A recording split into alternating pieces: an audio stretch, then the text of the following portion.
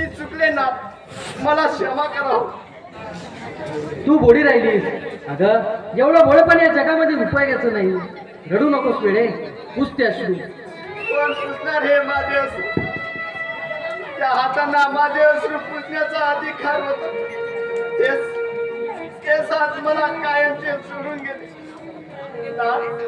ना दादा, माझे अश्रू पुसायला माझे हात अपुरे येतो. सात जन्मी संसार करी म्हणून लग्न वेदीवर देवासमोर शपथ घेतली आणि पहिल्या जन्मी पूर्ण नाही केली. त्या देवाने ही शपथ तोडली. कदाचित देवालाही आवडत नसत म्हणून मला कुंगविना भंग भिकारी करून या लाडक्याच्या जगात एकटीच सोडली.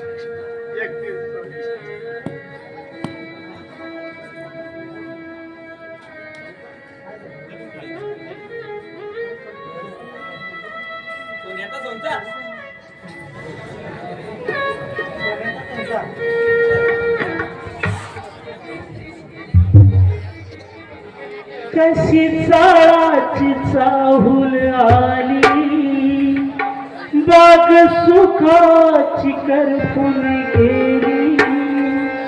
कसं विपरीत घडलं सार, होता सोन्याचा संसार.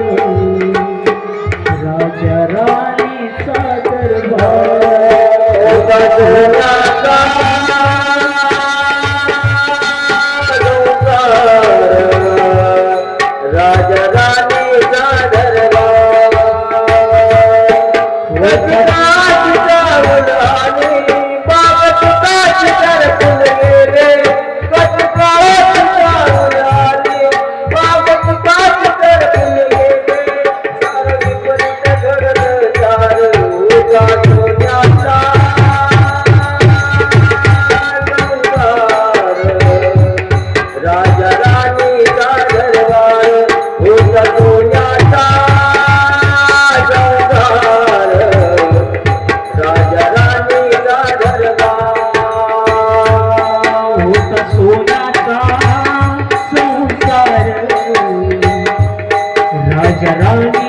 दरबार होता सोनाचा संसार.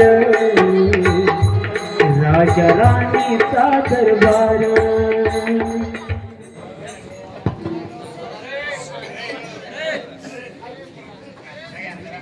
वहिनी,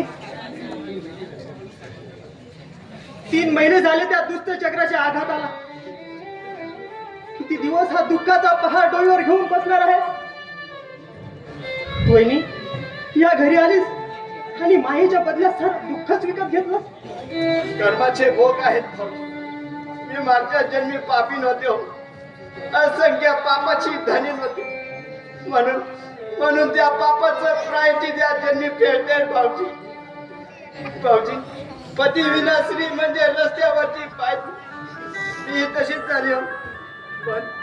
पण ह्याचं दुःख मला पचवायला शिकलं पाहिजे भाऊजी. केवळ तुमच्यासाठी भाऊजी. त्याची फार मोठी इच्छा होती तुम्हाला मोठं झालेलं पाहिजे. डॉक्टर, इंजिनियर अथवा मोठा प्रोफेसर झालेलं त्यांना पाहायचं.